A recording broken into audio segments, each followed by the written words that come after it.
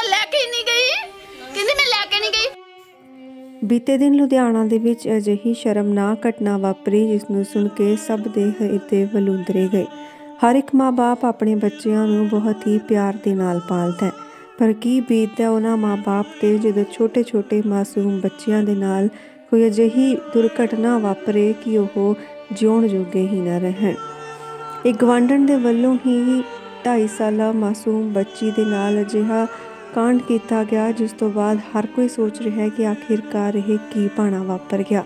ਦੱਸ ਦੇਈਏ ਕਿ ਇਸ ਮਾਮਲੇ ਦੇ ਵਿੱਚ ਹੁਣ ਲੋਕ ਇਨਸਾਫ ਪਾਰਟੀ ਤੋਂ ਸਿਮਰਜੀਤ ਬੈਂਸ ਖਾਸ ਤੌਰ 'ਤੇ ਇਸ ਮੌਕੇ 'ਤੇ ਇਸ ਬੱਚੀ ਦੇ ਘਰ ਪਹੁੰਚੇ ਅਤੇ ਕਿਹਾ ਗਿਆ ਕਿ ਮੈਂ ਪੁਲਿਸ ਕਮਿਸ਼ਨਰ ਤੋਂ ਸਾਰੀ ਜਾਣਕਾਰੀ ਖੁਦ ਲੈ ਕੇ ਆਵਾਂਗਾ ਅਤੇ ਘਰਦਿਆਂ ਨੂੰ ਇਨਸਾਫ ਵੀ ਦਿਵਾਵਾਂਗਾ। ਸਿਮਰਜੀਤ ਬੈਂਸ ਮੌਕੇ 'ਤੇ ਪਹੁੰਚੇ ਅਤੇ ਦੱਸਿਆ ਕਿ ਉਹ ਮਾਸੂਮ 2.5 ਸਾਲ ਦੀ ਬੱਚੀ ਸੀ, ਰੱਬ ਸਮਾਨ ਸੀ, ਜਿਸ ਦਾ ਕਿਸੇ ਦੇ ਨਾਲ ਕੋਈ ਲੜਾਈ ਝਗੜਾ ਤੱਕ ਨਹੀਂ ਸੀ। ਅਜਿਹੀ ਘਟਨਾ ਨੂੰ ਦੇਖਦੇ ਹੋਏ ਸਿਮਰਜੀਤ ਬੈਂਸ ਦਾ ਕਹਿਣਾ ਸੀ ਕਿ ਮੈਨੂੰ ਇਹ ਸਿਰਫ ਮਾੜੀ ਮਾਨਸਿਕਤਾ ਕਰਕੇ ਹੀ ਘਟਨਾ ਵਾਪਰਦੀ ਲੱਗਦੀ ਹੈ। ਇਹ ਕਿਹਾ ਗਿਆ ਕਿ ਇਹ ਕੋਈ ਸਾਈਕੋ ਕੇਸ ਹੈ। ਦੱਸ ਦੇਈਏ ਕਿ ਇਸ ਮਾਮਲੇ ਦੇ ਵਿੱਚ ਬੈਂਸ ਦੇ ਵੱਲੋਂ ਦੱਸਿਆ ਗਿਆ ਕਿ ਜਥੇਦਾਰ ਬਲਵਿੰਦਰ ਸਿੰਘ ਬੈਂਸ ਨੇ ਪੁਲਿਸ ਕਮਿਸ਼ਨਰ ਦੇ ਨੋਟਿਸ ਦੇ ਵਿੱਚ ਇਹ ਸਾਰੀ ਗੱਲ ਲਿਆਂਦੀ ਹੋਈ ਹੈ ਅਤੇ ਇਸ ਤੋਂ ਬਾਅਦ ਹੀ PCR ਮੁਲਾਜ਼ਮ ਮੌਕੇ 'ਤੇ ਪਹੁੰਚੇ ਸਨ। ਇਸ ਸੰਬੰਧੀ ਗੰਭੀਰਤਾ ਅਤੇ ਡੂੰਘਾਈ ਦੇ ਨਾਲ ਜਾਂਚ ਕੀਤੇ ਜਾਣ ਦਾ ਭਰੋਸਾ ਦਿੱਤਾ ਗਿਆ। ਦੱਸਿਆ ਗਿਆ ਕਿ ਆਖਿਰਕਾਰ ਉਹ ਕੀ ਕਾਰਨ ਹੋਵੇਗਾ। ਪੁੱਛਿਆ ਗਿਆ ਸਵਾਲ ਕਿ ਉਸ ਔਰਤ ਨੇ ਅਜਿਹਾ ਘਿਨਾਉਣਾ ਕਾਂਡ ਆਖਿਰਕਾਰ ਕਿਉਂ ਕੀਤਾ, ਤਾਂ ਪੁਲਿਸ ਕਮਿਸ਼ਨਰ ਨੂੰ ਖਾਸ ਤੌਰ 'ਤੇ ਇਸ ਸਾਰੇ ਕੇਸ ਸੰਬੰਧੀ ਜਾਣਕਾਰੀ ਖੁਦ ਲੈ ਕੇ ਬੈਂਸ ਦੇ ਵੱਲੋਂ ਕਿਹਾ ਗਿਆ ਕਿ ਇਸ ਮਾਮਲੇ ਦੇ ਵਿੱਚ ਇਨਸਾਫ ਦਿਵਾਇਆ ਜਾਵੇਗਾ।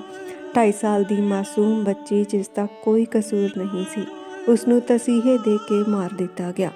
ਬਹਿਲਾ ਫੁਸਲਾ ਕੇ ਗਵਾਂਢਣ ਦੇ ਵੱਲੋਂ ਬੱਚੀ ਨੂੰ ਆਪਣੇ ਨਾਲ ਲਿਜਾਂਦਾ ਗਿਆ ਅਤੇ ਉਸ ਤੋਂ ਬਾਅਦ ਜਦੋਂ ਘਰਦਿਆਂ ਨੇ ਉਸ ਦਾ ਅਤਾ ਪਤਾ ਪੁੱਛਿਆ ਤਾਂ ਉਹ ਸਾਫ਼ ਮੁੱਕਰ ਗਈ। ਇੰਨਾ ਹੀ ਨਹੀਂ, ਦੱਸਦੇ ਕਿ ਇਸ ਸ਼ਾਤਿਰ ਜ਼ਾਲਮ ਔਰਤ ਦੇ ਵੱਲੋਂ ਬੱਚੀ ਨੂੰ ਮਾਰਨ ਤੋਂ ਬਾਅਦ ਉਸ ਬੱਚੀ ਦੇ ਘਰ ਵੀ ਪਹੁੰਚ ਗਈ ਸੀ। ਉਸ ਬੱਚੀ ਦੇ ਘਰਦਿਆਂ ਦੇ ਕੋਲ ਜਾ ਕੇ ਪੁੱਛਣ ਲੱਗੀ ਕਿ ਆਖਿਰਕਾਰ ਛੋਟੀ ਜਿਹੀ ਮਾਸੂਮ ਦਿਲਰੋਜ਼ ਕਿੱਥੇ ਚਲੀ ਗਈ, ਕਿੱਧਰ ਚਲੀ ਗਈ। ਕਈ ਤਰ੍ਹਾਂ ਦੇ ਸਵਾਲ ਇਸ ਤਰ੍ਹਾਂ ਪੁੱਛੇ ਗਏ ਜਿਵੇਂ ਇਸ ਦੇ ਵੱਲੋਂ ਕੁਝ ਕੀਤਾ ਹੀ ਨਾ ਗਿਆ ਹੋਵੇ। ਲੋਕਾਂ ਨੇ ਇਸ ਮਾਮਲੇ ਦੀ ਵਿੱਚ ਅਪੀਲ ਕੀਤੀ ਹੈ ਕਿ ਸਖਤ ਤੋਂ ਸਖਤ ਸਜ਼ਾ ਮਿਲਣੀ ਚਾਹੀਦੀ ਹੈ। ਇਸ ਮਾਮਲੇ ਦੇ ਵਿੱਚ ਲੋਕਾਂ ਦਾ ਵੀ ਇਹੀ ਕਹਿਣਾ ਹੈ ਕਿ ਅਜਿਹੀ ਔਰਤ ਨੂੰ ਰੱਬ ਵੀ ਕਦੇ ਮਾਫ ਨਹੀਂ ਕਰੇਗਾ। ਆਂਢ ਗੁਆਂਢ ਵਾਲੇ ਲੋਕਾਂ ਨੇ ਇਸ ਜ਼ਾਲਿਮ ਗਵਾਂਢਣ ਦੇ ਬਾਰੇ ਹੋਰ ਵੀ ਕਈ ਘਿਨਾਉਣੇ ਸੱਚ ਦੱਸੇ ਨੇ। ਦੱਸਿਆ ਗਿਆ ਕਿ ਕਿਸ ਤਰ੍ਹਾਂ ਦੇ ਨਾਲ ਇਹ ਗਲੀ ਮੁਹੱਲਿਆਂ ਦੇ ਵਿੱਚ ਫਿਰਦੀ ਸੀ। ਨੀਲਮ ਨਾਮ ਦੀ ਇਹ ਗਵਾਂਢਣ ਨਸ਼ਾ ਤੱਕ ਕਰਦੀ ਸੀ। ਇਸ ਨੂੰ ਜਦੋਂ ਰੋਕਿਆ ਗਿਆ ਸੀ ਕਿ ਅਜਿਹਾ ਨਹੀਂ ਕਰਨਾ ਚਾਹੀਦਾ, ਤਾਂ ਇਸਨੇ ਆਪਣੀ ਗੰਦੀ ਸੋਚ ਅਤੇ ਛੋਟੀ ਮਾਨਸਿਕਤਾ ਦੇ ਕਾਰਨ ਬੱਚੀ ਤੋਂ ਆਪਣਾ ਬਦਲਾ ਲਿਆ ਹੈ। ਗੁਆਂਢੀਆਂ ਦਾ ਇਹੀ ਕਹਿਣਾ ਹੈ ਕਿ ਉਹ ਮਾਰਨ ਤੋਂ ਬਾਅਦ ਛੋਟੀ ਬੱਚੀ ਦੇ ਘਰ ਵੀ ਪਹੁੰਚ ਗਈ ਸੀ। ਬੱਚੀ ਨੂੰ ਦਫਨ ਕਰਨ ਤੋਂ ਬਾਅਦ ਮਾਪਿਆਂ ਦੇ ਕੋਲ ਗਈ ਅਤੇ ਪੁੱਛਣ ਲੱਗੀ ਕਿ ਦਿਲਰੋਜ਼ ਕਿੱਥੇ ਚਲੀ ਗਈ, ਕਿੱਧਰ ਗਈ ਹੈ ਕੁੜੀ। ਇੰਨੀ ਸ਼ਾਤਿਰ ਗਵਾਂਢਣ ਸੀ ਅਤੇ ਇੰਨੀ ਘਟੀਆ ਹਰਕਤਾਂ ਕਰਕੇ ਗਈ, ਜਿਸ ਤੋਂ ਬਾਅਦ ਗਲੀ ਮੁਹੱਲੇ ਬਾਰੇ ਵੀ ਆਪਣੇ ਬੱਚਿਆਂ ਦੇ ਬਾਰੇ ਸੋਚ ਕੇ ਰੋ ਰਹੇ ਸੀ। ਕੁਝ ਹੋਰ ਗਵਾਂਢੀਆਂ ਨੇ ਵੀ ਇਹੀ ਦੱਸਿਆ ਕਿ ਇਹ ਬਹਿਲਾ ਫੁਸਲਾ ਕੇ ਸਾਡੇ ਬੱਚਿਆਂ ਨੂੰ ਵੀ ਆਪਣੇ ਨਾਲ ਲਿਜਾਣਾ ਚਾਹੁੰਦੀ ਸੀ, ਪਰ ਉਹਨਾਂ ਨੇ ਬੜੀ ਮੁਸ਼ੱਕਤ ਦੇ ਨਾਲ ਕੋਸ਼ਿਸ਼ ਕੀਤੀ ਅਤੇ ਬੱਚਿਆਂ ਤੋਂ ਉਸ ਔਰਤ ਨੂੰ ਦੂਰ ਹੀ ਰੱਖਿਆ। ਗੁਆਂਢਣਾਂ ਨੇ ਵੀ ਦੱਸਿਆ ਕਿ ਇਹ ਡੇਰਾ ਸਿਰਸਾ ਵਾਲਿਆਂ ਦੀ ਚੇਲੀ ਸੀ। ਅਜਿਹੀ ਪਾਪਣ ਗਵਾਂਢਣ ਜਿਸ ਨੂੰ ਸੁਣ ਕੇ ਸਭ ਦੇ ਹੋਸ਼ ਉੱਡ ਗਏ ਨੇ। ਹਰ ਇੱਕ ਦਾ ਇਹੀ ਕਹਿਣਾ ਹੈ ਕਿ ਅਜਿਹੇ ਗਵਾਂਢੀਆਂ ਤੋਂ ਆਪਣੇ ਬੱਚਿਆਂ ਨੂੰ ਦੂਰ ਹੀ ਰੱਖੋ। ਅਜਿਹਿਆਂ ਦਾ ਸਾਇਆ ਵੀ ਤੁਹਾਡੇ ਬੱਚਿਆਂ 'ਤੇ ਕਿਤੇ ਨਾ ਪਵੇ, ਇਸ ਕਰਕੇ ਆਪਣੇ ਬੱਚਿਆਂ ਦਾ ਧਿਆਨ ਰੱਖਣਾ ਬੇਹੱਦ ਜ਼ਰੂਰੀ ਹੈ। ਗਲੀ ਮੁਹੱਲੇ ਵਾਲਿਆਂ ਨੇ ਜਿੱਥੇ ਇਸ ਨੀਲਮ ਨਾਮ ਦੀ ਪਾਪੀ ਗਵਾਂਢਣ ਦਾ ਸੱਚ ਉਜਾਗਰ ਕੀਤਾ, ਉੱਥੇ ਹੀ ਇਹ ਵੀ ਦੱਸਿਆ ਗਿਆ ਕਿ ਕਿਵੇਂ ਇਹ ਨਸ਼ਾ ਕਰਦੀ ਸੀ ਅਤੇ ਇਸ ਦਾ ਸਾਰਾ ਖਾਨਦਾਨ ਹੀ ਇਸੇ ਤਰ੍ਹਾਂ ਦਾ ਹੈ। ਦੱਸਿਆ ਗਿਆ ਕਿ ਇਹ ਨੀਲਮ ਨਾਮ ਦੀ ਔਰਤ ਦਾ ਤਲਾਕ ਹੋ ਚੁੱਕਿਆ ਅਤੇ ਇਹ ਆਪਣੇ ਮਾਪਿਆਂ ਦੇ ਘਰ ਹੀ ਰਹਿੰਦੀ ਸੀ। ਇੰਨਾ ਹੀ ਨਹੀਂ, ਇਸ ਨੇ ਆਪਣੇ ਘਰੋਂ ਆਪਣੀ ਭਾਬੀ ਨੂੰ ਵੀ ਕੱਢ ਦਿੱਤਾ ਹੈ। ਅਜਿਹੀ ਬੁਰੀ ਔਰਤ ਜਿਸ ਦੇ ਸਾਏ ਤੋਂ ਵੀ ਹਰ ਕੋਈ ਡਰਦਾ ਹੈ ਅਤੇ ਉਹ ਅੱਜ ਇੱਕ ਪਰਿਵਾਰ ਦੀ ਬੱਚੀ ਨੂੰ ਖਾ ਗਈ। ਲੋਕਾਂ ਨੇ ਅਪੀਲ ਕੀਤੀ ਕਿ ਇਸ ਮਾਮਲੇ ਦੇ ਵਿੱਚ ਸਖਤ ਤੋਂ ਸਖਤ ਸਜ਼ਾ ਮਿਲੇ। ਲੋਕਾਂ ਦਾ ਇਹ ਵੀ ਕਹਿਣਾ ਸੀ ਕਿ ਇਸ ਨੂੰ ਰੱਬ ਕਦੇ ਵੀ ਮਾਫ ਨਹੀਂ ਕਰੇਗਾ। 2.5 ਸਾਲ ਦੀ ਮਾਸੂਮ ਬੱਚੀ ਜਿਸ ਦਾ ਕੋਈ ਕਸੂਰ ਨਹੀਂ ਸੀ, ਉਸ ਦੀ ਜਾਨ ਇਸ ਦੇ ਵੱਲੋਂ ਲੈ ਲਈ ਗਈ ਹੈ। ਉਸ ਨੂੰ ਇਸ ਤਰ੍ਹਾਂ ਦੇ ਨਾਲ ਮਾਰਿਆ ਗਿਆ ਕਿ ਮਾਂ-ਬਾਪ ਤੋਂ ਆਪਣੀ ਬੱਚੀ ਦੀ ਲਾਸ਼ ਦੇਖੀ ਨਹੀਂ ਜਾ ਰਹੀ। ਆਪਣੀ ਬੱਚੀ ਦੀ ਲਾਸ਼ ਦੇਖ ਬਾਰ-ਬਾਰ ਉਹ ਇਹੀ ਕਹਿੰਦੇ ਨੇ ਕਿ ਇੱਕ ਵਾਰ ਉੱਠ ਜਾ। ਦਿਲਰੋਜ਼ ਨੂੰ ਕਿਸ ਤਰ੍ਹਾਂ ਦੇ ਨਾਲ ਨਮ ਅੱਖਾਂ ਦੇ ਨਾਲ ਵਿਦਾ ਕੀਤਾ ਜਾਵੇਗਾ, ਇਹ ਸੋਚ ਕੇ ਹੀ ਦਿਲ ਝੰਜੋੜ ਉੱਠਦਾ ਹੈ।